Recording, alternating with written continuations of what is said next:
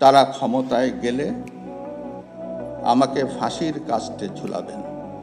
আজকে এখানে এসে দেখছি না, তাদের আর ফাঁসি দেওয়ার সুযোগ হবে না।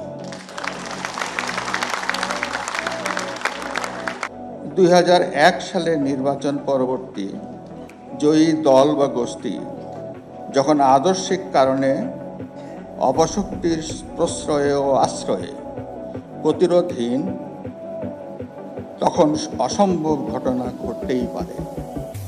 ইতিহাসের এই জঘন্যতম বর্বরচিত কালো অধ্যায়ের সূচনা 2001 সালের 1 অক্টোবর।